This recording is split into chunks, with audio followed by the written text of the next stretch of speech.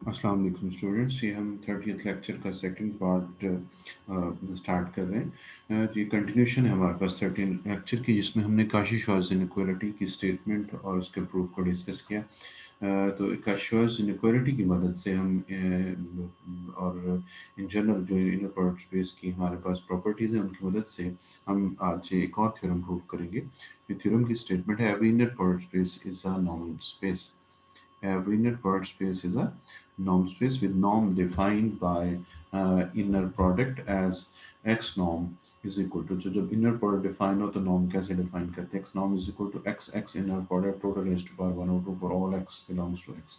तो अगर inner product define हो तो उसमें हमें norm define करना हो तो उस एलिमेंट का अपने आप के साथ इनर प्रोडक्ट लेके उसकी 1/2 पावर ले लेते हैं। लेकिन तो इससे पहले कि हम इसको यूज़ करें, पहले हम प्रूव करेंगे कि इसकी जो राइट हैंड साइड है ये इनर नॉर्म की जो है वो चारों कंडीशंस को या तीनों कंडीशंस को सेटिस्फाई करती है। इनर प्रोडक्ट की प्रॉपर्टीज को आपने जहन में रखना है, काश-श्वार्ज़ इनइक्वालिटी को जहन में रखना है, जो कि आती है x y inner product mod is less or equal to x inner product total raised to power 1/2 multiplied by y inner product total raised to power 1/2। इसको राइट हैंड साइड पे फोकस करते हैं, हम नॉर्म की पहली property prove करते हैं। Norm की पहली प्रॉपर्टी क्या होती है?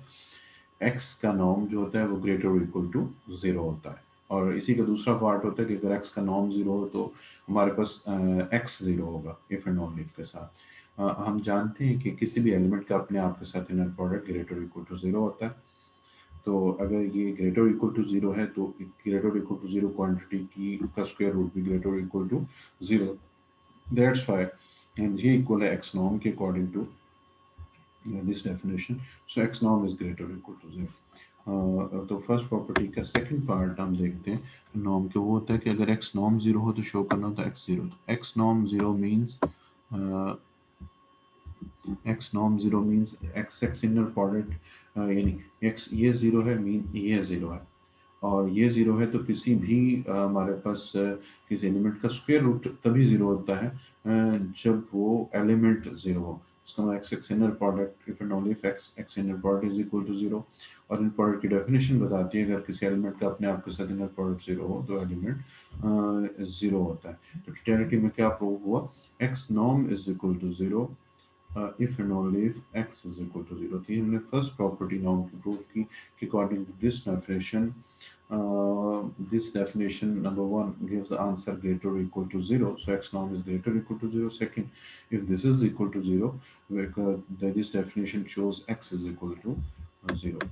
Now for the second property of norm, which is alpha with x norm is equal to alpha modulus x norm। सो हम ये शो करना चाहते हैं, सो हमने एक वेक्टर लिया एक्स से और एक अल्फा लिया एफ से। अल्फा एक्स का norm according to the above definition, definition हमारे पास क्या है? जिसका नॉर्म लेना उसका अपने आप के साथ इनर प्रोडक्ट लेके स्क्वायर रूट ले लेते हैं।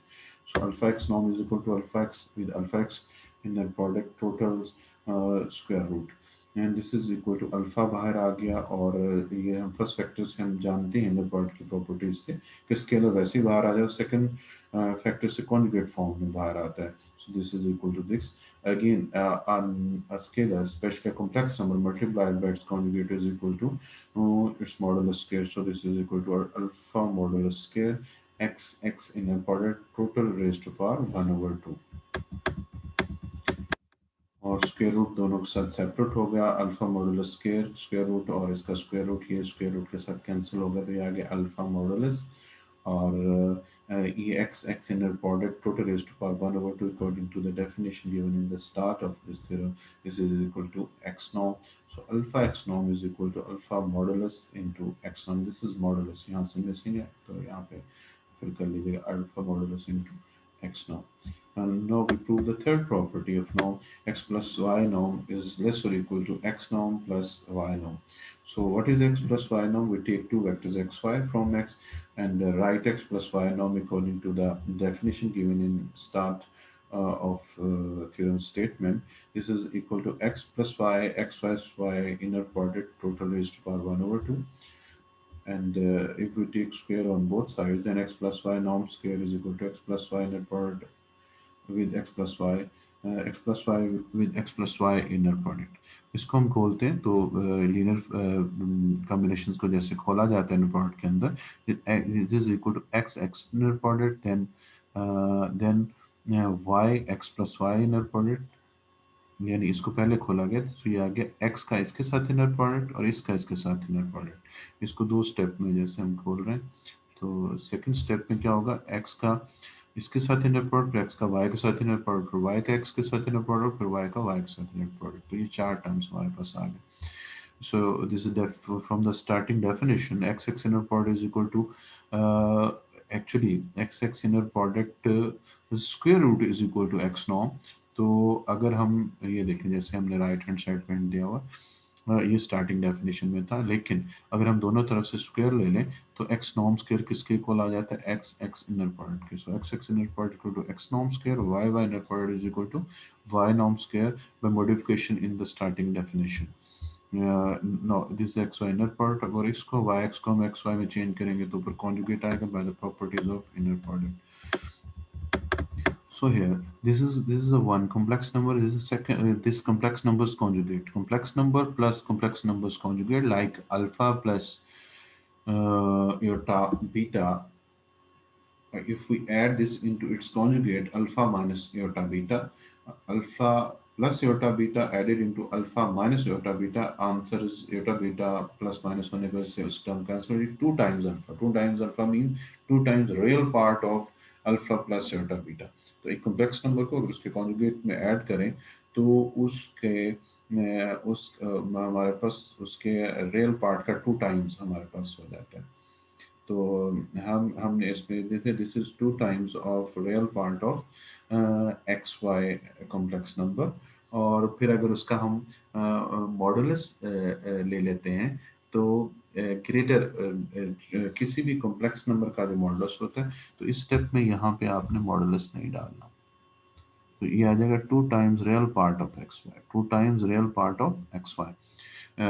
फिर हम फिर कंपैरिजन करते हैं कि एक हमारे पास कॉम्प्लेक्स नंबर के रियल नंबर में और कॉम्प्लेक्स के मॉड में आपस में क्या कंपैरिजन होता है। तो कॉम्प्लेक्स में उसका मॉडुलस जो होता है वो इसके रियल नंबर से, रियल पार्ट से हमेशा ग्रेटर और इक्वल टू, ग्रेटर और इक्वल टू होता है, यानी जी मॉड इज ग्रेटर और equal to real part of g से।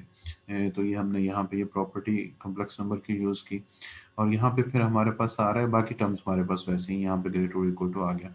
किसी भी कॉम्प्लेक्स नंबर का मॉड है, लेकिन इनडायरेक्टली ये क्या एक्स वाई इनर प्रोडक्ट का मॉड। अब बाय काउची इनइक्वालिटी क्या कहती है कि इनर प्रोडक्ट स्पेस के अंदर किसी भी उसके दो वेक्टर्स के इनर प्रोडक्ट का मॉड लेस और इक्वल टू होता है फर्स्ट के साथ inner product total raise to power 1 और 2 मल्टीप्लाई सेकंड का सेकंड के साथ inner product total raise to power 1 और 2। जैसे इस लेक्चर के हमने फर्स्ट पार्ट में काउची इनइक्वालिटी की स्टेटमेंट को डिस्कस किया। सो दिस इज लेस और equal to x x inner product raised to power 1 over 2, y y is inner product raised to power 1 over 2, and this total scenario becomes this is x x inner product raised to power 1 over 2। तो इस theorem के start में जो हमने definition दी x norm की उसके मुताबिक ये हमारे पास एक्स नॉर्म स्क्वायर में चेंज हो गया और ये हमारे पास वाई नॉर्म स्क्वायर में चेंज हो गया। जैसे ये एक्स नॉर्म स्क्वायर में चेंज हो गया और ये हमारे पास वाई नॉर्म स्क्वायर में चेंज हो गया। तो अगर हम इस टोटल को देखें तो ये बन गया x norm square plus y norm square plus two times ये सॉरी इसमें पता नहीं कहाँ से मिस्टेक हुई हुई है, ये नोट करें this is not a square, this is x, ये एक्स नॉर्म है और ये वाई नॉर्म है, क्योंकि ये देखें एक्स का नॉर्म किसके इक्वल होता है, एक्स एक्स इनर प्रोडक्ट के स्क्वायर रूट के। तो क्योंकि यहाँ पे एक्स एक्स इनर प्रोडक्ट का स्क्वायर रूट आ रहा है, so this is equal to x norm, और वाई वाई इनर प्रोडक्ट का स्क्वायर रूट आ रहा है तो ये equal to y norm. So actually this is equal to x norm square plus two times x norm y norm plus y norm square. तो ये हमारे पास x norm plus y norm का स्क्वायर बन गया। ये तो यहाँ पे टू नहीं है, मैं रिपीट कर रहा हूँ, यहाँ पे टू नहीं है और यहाँ पे मॉडुलस नहीं है, यहाँ पे मॉडुलस नहीं है और यहाँ पे हमारे पास टू नहीं है। तो ये इस मिस्टेक को आपने करेक्ट कर लेना है। तो ये हमारे पास देखिए स्टार्ट हमने कहाँ से लिया था, एक्स प्लस वाई नॉर्म से, और ये स्टेप में था x plus y norm square, this is less और equal to x plus y x Nom plus Y Nom total raise to power to के, तो दोनों तरफ से हमने स्क्वायर रूट ले लिया, स्क्वायर रूट से ये टू पावर टू कैंसिल हो जाएगी, तो आंसर आ जाएगा x Nom plus Y Nom is less equal to x Nom plus Y नॉम।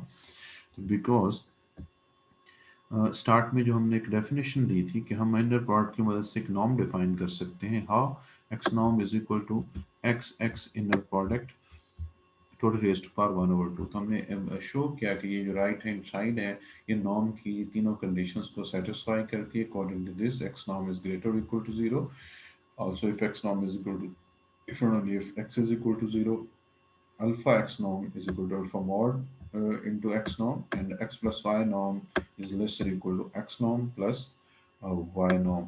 और इसमें देखिए काफ़ी ज़्यादा प्रॉपर्टीज इन प्रोडक्ट की प्रॉपर्टीज यूज हुई, कॉम्प्लेक्स नंबर की मल्टीप्लिकेशन की, complex number multiplied by its conjugate उसकी प्रॉपर्टी यूज हुई, complex number added into its conjugate equal to two times real part of that complex number. इसी तरह complex number का real part और complex number के mod में क्या relation होता है, एंड देन काशी-यूज़ इनइक्वालिटी का यूज हुआ। तो इससे हमने शो किया every net product space is a norm space. जैसे हम पहले नॉर्म स्पेस वाले टॉपिक में पढ़ चुके हैं कि every norm space is a metric space. तो इस तरह every inner product space is a norm space and every norm space is a metric space. So every inner product space is a metric space. There's a norm on X, and X with this norm is a norm space. So every inner product space is a norm space. So this completes the proof, and this is the end of the second part of today's lecture. Uh, 30th lectures. The second part is this. Okay, take care. Allah Hafiz, students.